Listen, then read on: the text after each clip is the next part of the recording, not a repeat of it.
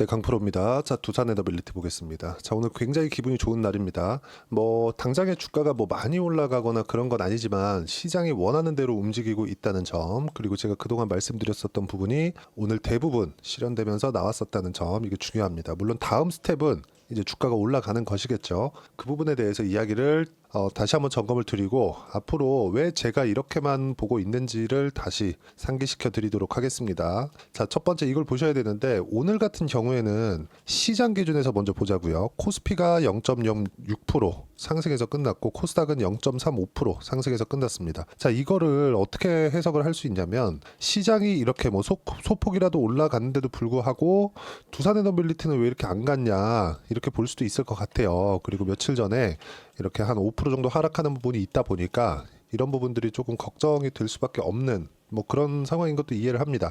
워낙에 한국 시장의 분위기가 좋지 않기 때문인데 이렇게 보셔야 됩니다. 오늘 같은 경우에는요, 시장을 방어하는 데 급급했고 오히려 바닥 구간에 있는 종목군들이 상승하는 그런 부분들이 나온 점도 있습니다. 그게 바이오죠. 제가 원전에 대한 이야기를 드릴 때 분명히 같이 봐야 되는 업종으로 두 가지를 더 말씀드렸어요. 바이오 그리고 조선입니다. 자, 근데 이 바이오 같은 경우에는 11월 초, 그렇죠. 알테오젠 같은 경우에 리가켄바이오 같은 경우에 이 두 가지 종목들은 모두 다 11월 초까지 강세를 보였었는데 알테오젠의 루머가 돌면서 갑자기 급락하는 부분이 나왔단 말이죠. 근데 여기서 이슈가 또 하나 터진 게 형인우라는 조단위 거래를 하는 슈퍼겜이라고 부르기도 조금 너무 큰 규모의 투자를 하는 사람이 알테오젠을 갑자기 폭락하는 와중에 다시 사들인 겁니다. 이 이면을 보면 우리가 뭘 볼 수 있냐면 알테오젠을 이용해서 이분은 레버리지 투자를 하는 분입니다. 실제 알테오젠 지금 시가총액이 20조를 넘나드는 그런 기업인데 5% 이상의 지분 확보를 했다는 공시까지 낼 정도로 인증이 끝난 분입니다. 근데 이분이 하락하는 이 폭락하는 이 상황에서 알테오젠을 다시 샀어요. 자, 근데 그 구간을 보면 이분이 이 8월 5일날 알테오젠은 일부 정리를 했단 말이죠. 많은 물량은 아닌데 왜 정리를 했냐면 시장이 폭락할 때, 그렇죠. 시장이 완전히 박살이 날 때, 이때 알테오젠을 이용해서 다른 쪽에 주식담보대출을 받아서 매수한 종목군들이 있습니다. 그런 종목들까지 같이 다 내리다 보니까 담보 비율을 맞춰야 되기 때문에 어쩔 수 없이 매도를 했다는 게 이번에 밝혀진 겁니다. 다시 매수했기 때문에. 자, 그러면 우리가 이걸 보자고요. 지금은 두산에너빌리티를 가지고 이야기를 하는 날이니까 알테오젠 관련돼서 제가 잠깐 말씀을 드리면 같이 주도주에 속해 있기 때문에 이야기를 드리는 겁니다. 알테오젠이 마지막까지 강했죠. 시장은 계속해서 약했어요. 자, 보세요. 업종 차트를 보면 코스닥 같은 경우에는 여기 3월 26일 날부터 시작해서 중간중간 반등은 있었지만 계속해서 고가가 낮아지는 부분이 발생을 했고 급기야는 8월 달에 급락, 그리고 11월 달에 급락, 9월 달에 급락, 이런 상황까지 발생을 했죠. 그러면서 저가를 또 이탈하고 이제는 반등하는 모습이 조금씩 나오고 있는데 코스닥이 올라가려면 최소한의 코스피 움직임이 나와야 돼요. 근데 최소한의 코스피 움직임이 나올 수 있는 환경은 갖춰졌다. 왜? 삼성전자 때문에. 근데 분명히 제가 삼성전자 관련돼서 코멘트도 드렸죠. 삼성전자가 바닥을 찍은 건 맞지만 올라가는 건 다른 이야기다. 올라갈 때, 즉 삼성전자가 시장의 바닥을 잡아주면 올라가는 종목, 추세를 살리고 올라가는 종목은 다르다. 그 다른 종목이 뭐였어요? 원전, 그리고 바이오, 그리고 조선입니다. 바이오는 지금 한국 시장에서 바이오는 실제 성과가 나오고 있는 기업이기 때문에 이게 실적으로 연결될까지 주가가 올라간다, 이렇게 말씀드렸고, 원전하고 조선 같은 경우에는 트럼프 트레이드에 반드시 포함되어 있을 수밖에 없는 종목이기 때문에 이쪽은 집중을 해서 봐야 된다는 겁니다. 근데 이걸 제가 이렇게 보니까 이렇게 봐야 된다, 이걸 말씀드린 게 아니에요. 뭘 가지고 이야기를 드리는 거냐? 잘 보세요. 뭘 가지고 이야기를 드리는 거냐면 두산에너빌리티 있죠. 그리고 알테오젠 있죠. 그리고 조선주 한번 보시죠. 삼성중공업 보겠습니다. 자, 시장 차트를 다시 한번 딱 보고 와서 계속해서 추세가 없는 상황이 있는데도 불구하고 보세요. 원전 살렸죠. 물론 여기서 분할합병 관련돼서 이슈가 있었죠. 근데 그런 부분들 다 무시하고 다시 저가가 올라오는 그런 부분들이 있었고, 알테오젠 같은 경우에 여기서 루머가 돌면서 한 차례 급락하는 부분이 있었지만 시장이 너무 안 좋았기 때문에 이 정도의 하락폭을 보인 거지, 이 고가에서 저가 따지면 진짜 상당히 많이 빠졌거든요. 한 40% 가까이 빠졌는데, 이렇게 단기간에 급락이 나온 부분은 한국 시장의 특성도 있겠지만 루머가 돌아서 그런 거다. 그리고 무엇보다 시장이 찍어 눌렀기 때문에 하락이 가속화된 거다. 이렇게 볼 수 있겠죠. 그럼 우리가 보자고요. 제가 삼성전자를 왜 못 가냐. 조선주도 보세요. 조정은 중간중간에 받았지만 추세가 망가지거나 그런 움직임이 없었죠. 장기 이평선 계속해서 지키고 있었고요. 근데 삼성전자 한번 보자고요. 삼성전자 그리고 에코프로 BM 어떻습니까? 지금 이거 보면 애초에 추세가 망가져 있었다. 에코프로 BM 말할 것도 없다. 무슨 이야기냐? 주가가 올라가기 위해서는 이미 고가의 매물대를 소화하고 난 이후에 이 주가가 추가적인 상승세를 보일 수 있다는 거고, 이런 종목을 찾는 게 우선인 거지, 어떤 뭐 시장을 가지고 뭐 이제는 뭐 어디까지 올라갈 수 있다, 이익 성장률이 이렇게 될 것 같다, 이런 부분들은 전혀 중요한 게 아니라는 겁니다. 이걸 가장 중요하게 보셔야 돼요. 시장이 인정하는가. 그래야 수급이 이쪽으로 돌고, 수급이 도는 부분이 나와야 가격을 올릴 수 있다. 수급을 보고, 즉 거래량을 보고 이런 얘기가 아닙니다. 거래량 볼 필요 없어요. 주가 올라가잖아요. 그냥 거래는 붙게 마련입니다. 보세요. 두산에너빌리티 올라가니까 거래 붙죠. 올라가니까 거래 붙죠. 그러면 올라가는 구간에서 내가 거래 꼭지? 이건 뭐 거래 터졌는데 음봉? 이렇게만 볼 거란 말이죠. 그게 아니라 우리가 매매를 할 때는 거래 터졌죠. 근데 신고가입니다. 이쪽 구간에서만 매매를 하는 거고요. 올라가죠. 그냥 확인하면 됩니다. 근데 체코 관련된 원전된 그 이야기가 있어요. 재료가 나왔어요. 안 올라갑니다. 고가에 잡으려고 하지 말고 그냥 파세요. 그쵸? 근데 이쪽 다 버리는 거죠. 다시 올라와요. 지금부터 다시 보면 됩니다. 알테오젠 마찬가지예요. 알테오젠은 여기 보시잖아요. 23년 9월 달에 이미 신고가를 만들어냈습니다. SC 제형 관련돼서 이야기를 제가 계속해서 드려오기도 했지만, 그리고 매물 소화 과정을 계속해서 보내왔죠. 왜? 2년에서 3년 정도의 고가 매물이 쌓여 있기 때문에. 그러면 보세요. 한 달, 두 달, 세 달, 네 달, 5달째 올라갑니다. 이때 재료가 터졌어요. 머커와의 계약건. 그러면서 여기 8만 원, 9만 원부터 시작해서 쭉 올라가서 45만 원까지 주가가 올라간 거죠.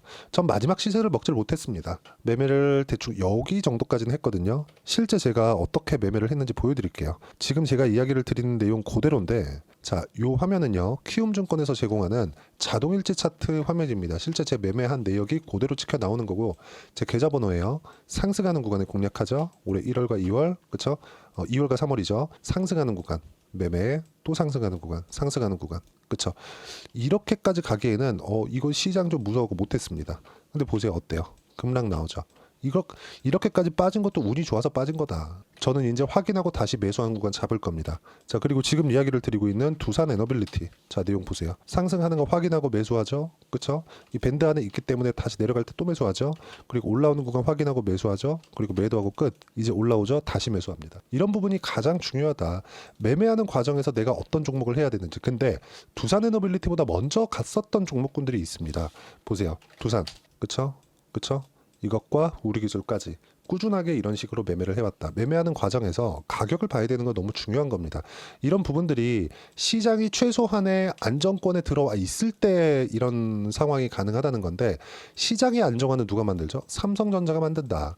근데 삼성전자 어떻게 됐죠? 삼성전자 밑에 딱 보이면 어때요? 이렇습니다. 지금 상황이 안 좋아요. 다시. 근데 삼성전자가 5만 원을 이탈해서 뭐 4만 원 이탈하고 이렇게까지 갈 수는 없습니다. 지금 상황에선 불가능해요. 트럼프 관세를 매긴다는데요. 불가능합니다. 그래도 불가능해요. 그런 부분들을 모두 반영한 결과가 9만 원부터 5만 원까지 빠진 이 상황입니다. 더 내려가잖아요. 삼성전자에서 추가적으로 자사주 매입 못할 것 같아요. 합니다. 그쵸? 이게 올라갈 수 있는 동의는 못 만들지언정 하락을 방어할 수 있을 정도는 됩니다. 그럼 그때 삼성전자가 성장성이 떨어져서 그런 거지, 돈은 잘 벌고 있기 때문에 자산 가치에 대한 부각이 받을 수밖에 없어요. 그러면 시장이 올라가진 않아도 내려가진 않는 상황이 온다는 거죠. 시장이 멈춰 있을 때, 안정권에 있고 멈춰 있을 때 주도주가 시세를 낼 수밖에 없는 시세가 나오게 되는 거고, 그런 종목군들이 원전, 조선, 그리고 바이오입니다. 그래서 이야기를 계속해서 드려왔고, 이런 내용들이 오늘 정확하게 뒤집혀서 나온 거예요. 시장은 가만히 있는데 여기 삼성전자는 하락했고 하이닉스 5% 빠졌습니다. 근데 특이하게 에코프로비엠이 6% 상승을 했어요. 이건 왜 그러냐? 코스피로 이전한다네요.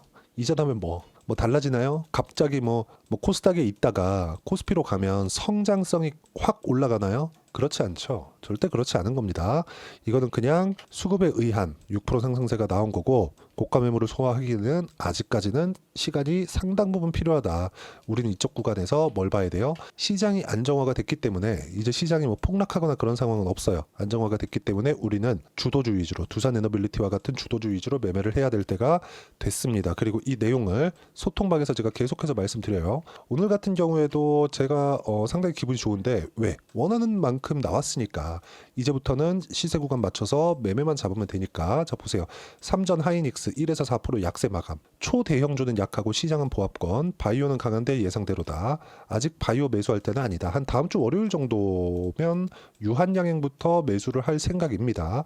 가격대는 다르니까 그 가격대는 제가 소통방에서 실시간으로 이야기를 드리고 소통방은 다 무료로 진행하고 있어요. 그리고 매수는 유한양행 먼저, 그리고 우리가 캠바이오, 알테오젠, ST팜 이 순서로 간다. 이 종목에 대한 순서는 변경될 수 있지만 종목 변경은 없다. 다음 주 월요일 매수 나올 듯. 그리고 두산에너빌리티도 지금 약간의 조정, 한 이틀에서 3일, 길면 일주일 정도의 조정이 나올 수 있지만 그때 구간을 활용해서 매수하는 상황을 만들어야 되고, 그런 부분들을 제가 애초에 이야기를 드렸어요.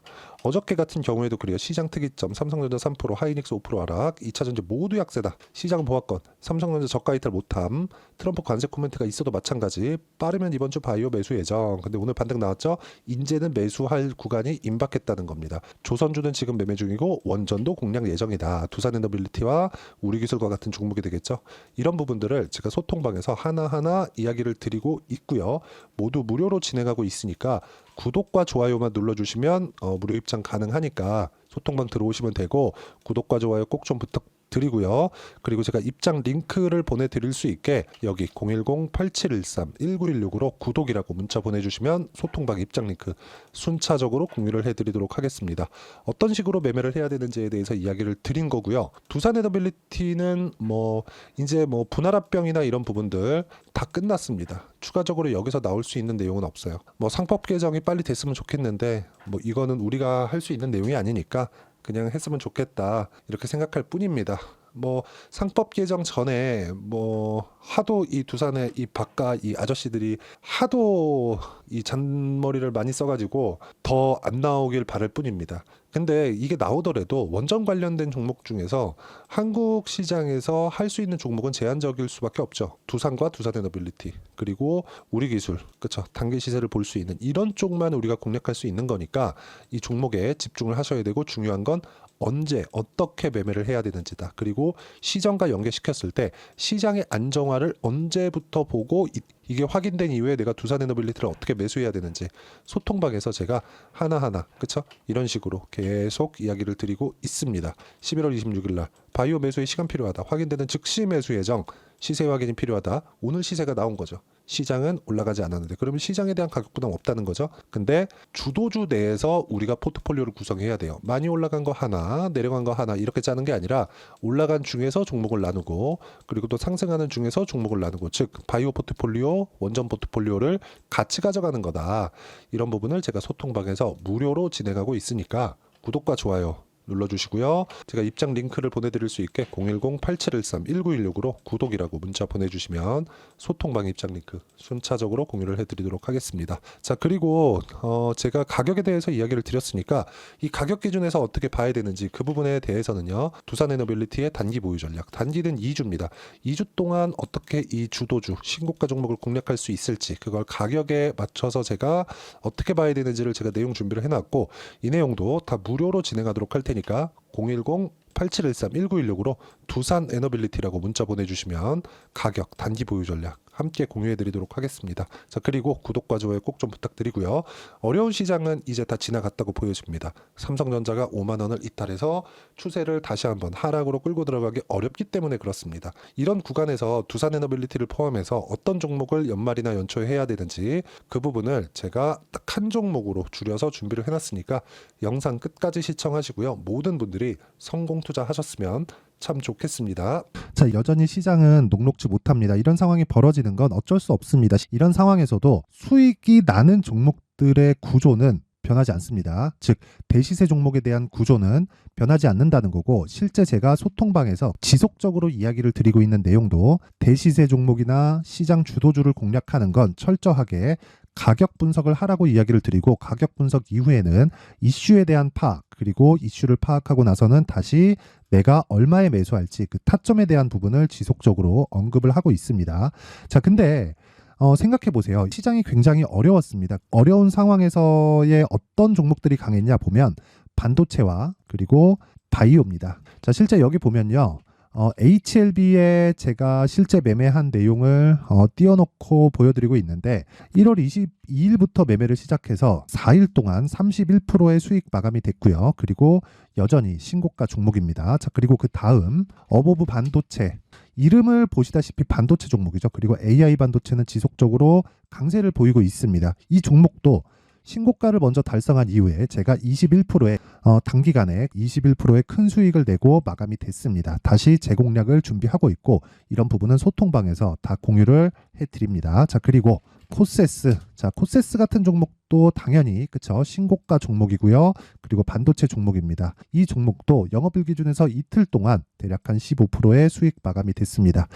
내용을 한번 보시면 어떻습니까? HLB를 포함해서 뭐 30%, 20%, 뭐 15% 이런 식의 수익이 지속적으로 발생하고 있는데, 이 세 종목 모두 다 신고가 종목이고 1월 달에 시장이 약세를 보이고 있는 구간에서도 강했었던 그런 종목입니다. 특징점이 하나 있는데, 그 이슈에 앞서서 가격이 먼저 반영했다는 거죠. 그렇게 제가 가격을 먼저 보고 이슈에 대해서 파악하는 이유는 결과적으로는 큰 시세를 먹기 위한 사전 준비 작업입니다. 실제로 큰 시세를 먹기 위해서 사전 준비 작업을 했을 때 여기 레인보우 로보틱스 127%, 그리고 ISC 98%, 그리고 한미반도체 97%의 큰 수익을 내는 상황을 만들 수 있습니다. 어떤 식으로 소통방에서 진행됐는지, 그쵸? 그 상황을 제가 이야기를 드린 건데, 이런 상황도요, 당연히 신고가를 공략했을 때 가능한 겁니다. 자, 그러면 이번에도 마찬가지입니다. 그쵸? 정부 주도의 코리아 디스카운트 해소 방안이 2월 달에 발표를 하고요. 그리고 2월 달에 발표된 내용을 토대로 주가가 움직이는 게 아니라